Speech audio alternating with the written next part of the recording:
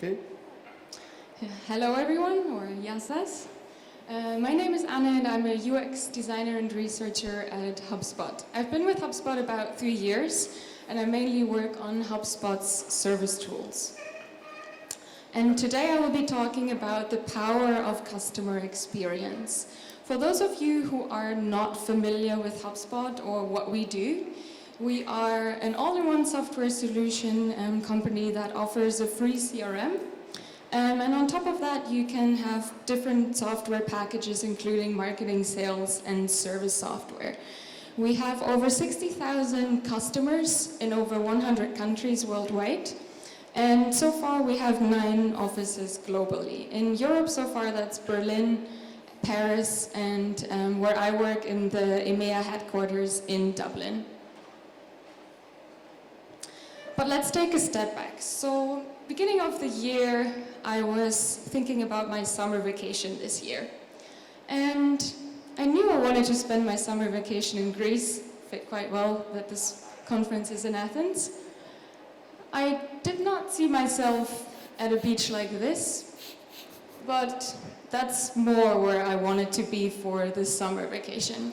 So what does one do nowadays? Of course, the first thing I did, I Googled where to go. So after a bit of research, I decided the island I wanted to go to, and after that I turned to this well-known booking platform. And what was the first thing that I did there? And I think everybody does the same. I looked at reviews. I looked at all the things, people that stayed at these apartments or at the hotels, and I looked at what people said about those hotels or the apartments. And not at all, at any point during this whole booking process, the things that I bought for the vacation, not at one point did I visit any official websites. I didn't go to the official website of the hotel. I didn't go to the official website for the snorkeling equipment that I bought. I just bought it on Amazon and I read the reviews about it. So you might think, okay, this makes all sense, but why are you telling me this? Because I'm not in the travel industry. But the way people make buying decisions has drastically changed. People have their phones with them every time. They have internet available every time, anywhere. So before you make a buying decision, what do? You Google it. You look on TripAdvisor. You look at the company rating on Google. So a few weeks ago, I had to look for a new gym in Dublin. And what was the first thing I did? The first thing I did is I turned to Google, I looked at the Google reviews. And after that, I needed to buy new gym pants. So I looked on Amazon and I looked at the reviews for the equipment there. And I found an e-commerce shop and I wasn't quite sure because I've never heard about that brand before. So before I bought the new gym equipment, I went to Trustpilot and I checked the company to see, are they actually good? Can I trust them? Do they deliver quickly? So I wanted to do a quick check-in. Who does some sort of research before you buy anything? Can I get a quick hand raise? Who does research things? That's almost all the hands. I was expecting that, and you are not alone. Our research team has found that 77%, in fact, do any sort of research before they would buy anything, before they even consider going to Amazon or going to an online shop to buy. They look up what other people that bought there say about that company. So it's not so much the own brand, the own company anymore that's building the reputation. It's not what you as a company put out there, it's what your customers say about you that matters. And I really like this one here. We asked, or our research team asked 7,400 consumers who they consider to be trustworthy. And it's a bit sad though that salespeople and marketers are really down there with just 5%. So there seems to be a little trust problem there. And who is it that people trust?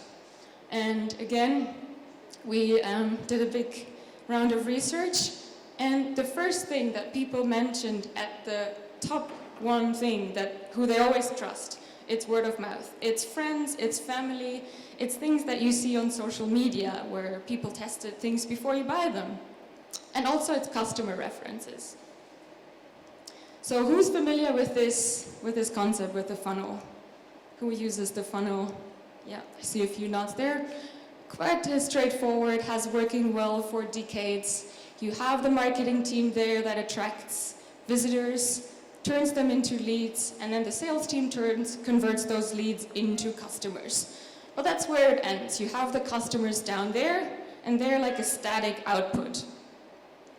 But after what I've just told you, what about all those customers that after they purchased your product are out there and they write a Google review and they tell everyone else that your product is amazing, or the delivery was really good because you got the product in just 2 days, or even telling their friends and family, or posting on a review site such as Trustpilot.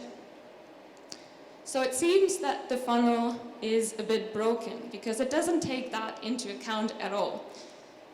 So how we see things at HubSpot is a bit differently. Actually, a year ago, we stopped working with the funnel completely. And how we see things is that we put customers in the center. And we, instead of working with the funnel, we work with this thing here called the flywheel. So instead of just a top to bottom funnel, we work with this flywheel here where every team is aligned to put the customer at the center. So let's start with the first stage there. It's the attract stage. And we think at HubSpot that you don't want to like aggressively reach out to people. We think that you should attract your visitors with useful content. So at this stage, you might have a person out there, just took this example from HubSpot. So for HubSpot, we might want to find a person that thinks, well, my contact data is really messy. We have this Excel sheet. We don't really know, everybody uses a different version of that Excel sheet. It's all really messy. We don't really know where our contact data is stored. So at this stage, for example, this user might turn to Google and type in better ways or tips and tricks to organize my contacts data. And hopefully she finds one of our blog posts from HubSpot where we introduce our free CRM tool. And that's how we attract visitors in a very natural way. And actually we attract them by giving them useful information. And attract stage, you can also use things as social media, ads, or for example also an FAQ section that people come across when they Google. The next stage is the engage phase. And this stage is not just about aggressively closing the deal, it's more about building a relationship. While people make the decision, while you have those leads and they make the decision to buy, you want to build a relationship, you want to be reachable, you want to answer the questions they have.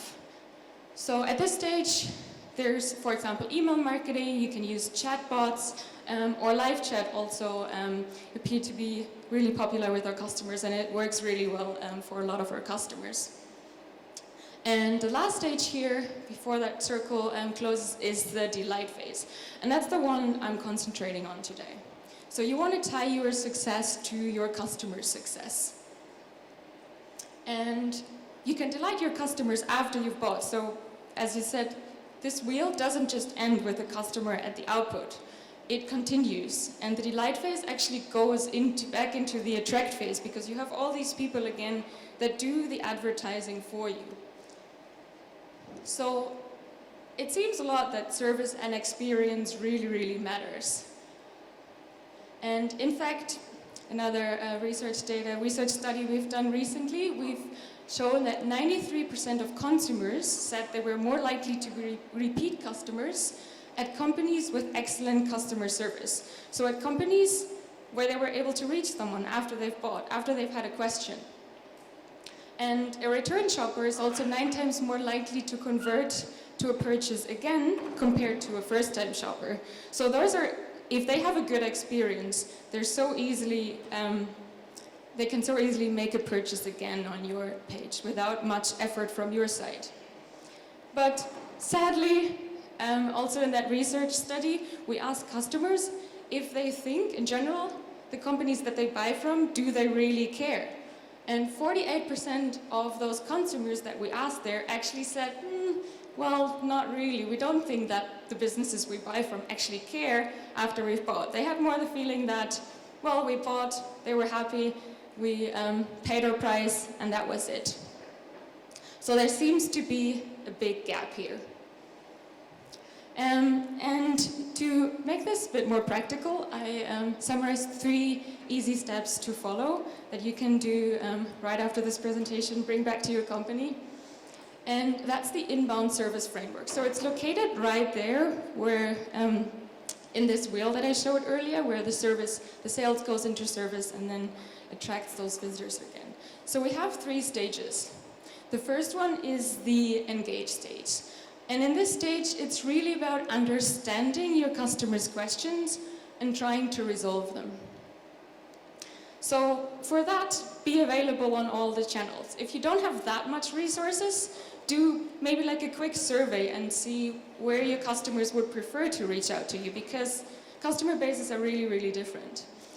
For example, we started a few years ago to offer chat for our customer support, and it's actually the most preferred channel that our customers like to reach out to you. It's way above phone support.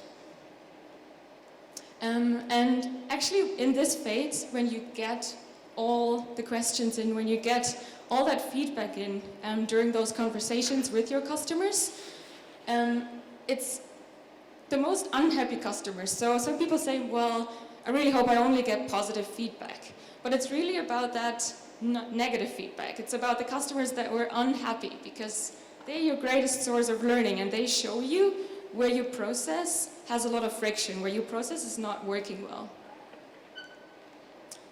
This is a piece of customer feedback.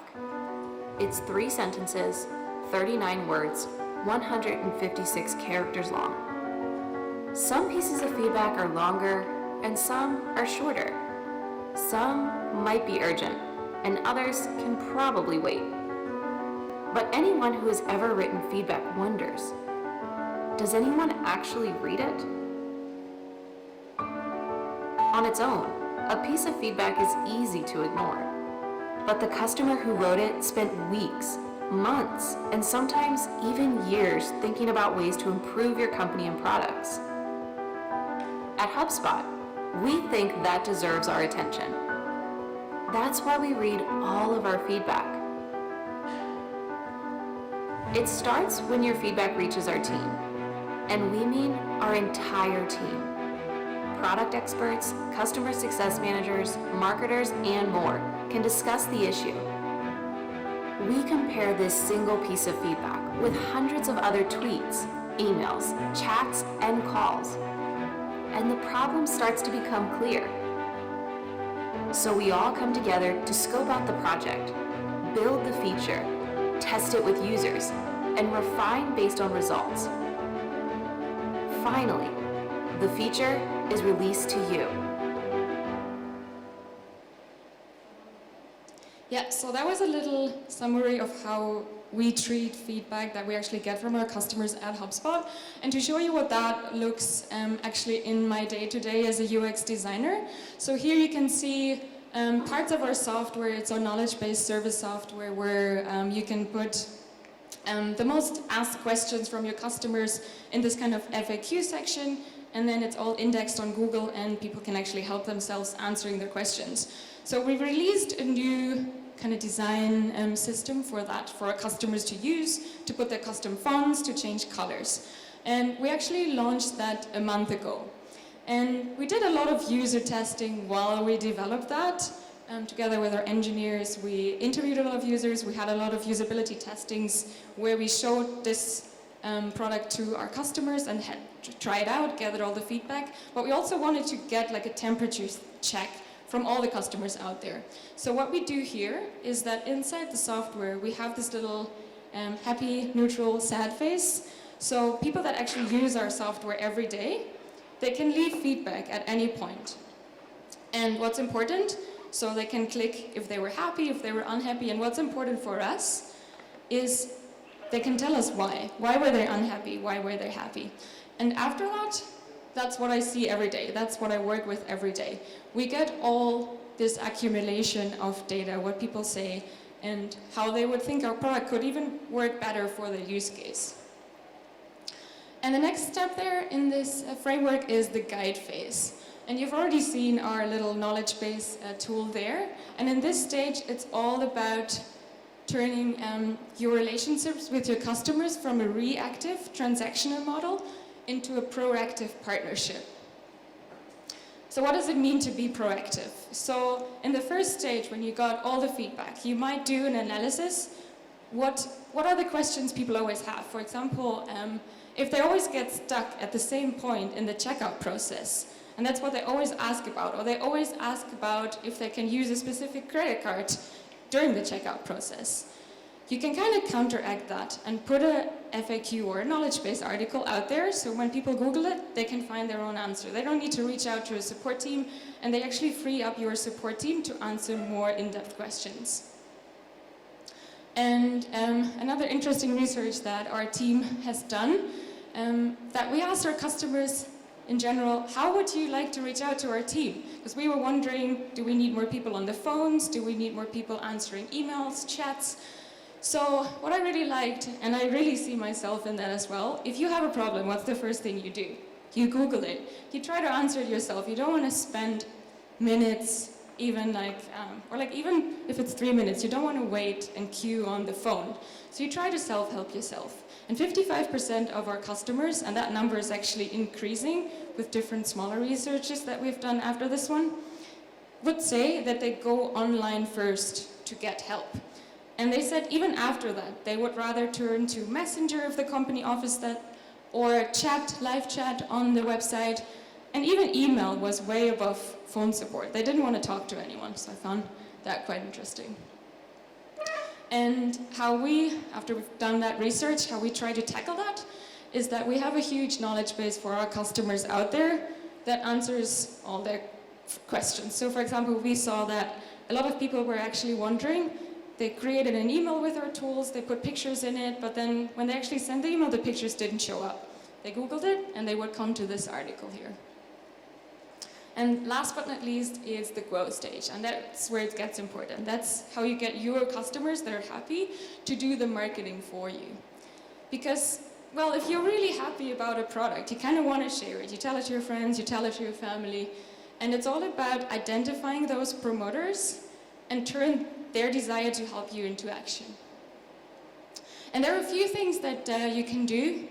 Those you can all do in HubSpot, but obviously you can use any other tool for that as well. So the first one is the well-known NPS. So with an NPS, it's more like a general temperature check.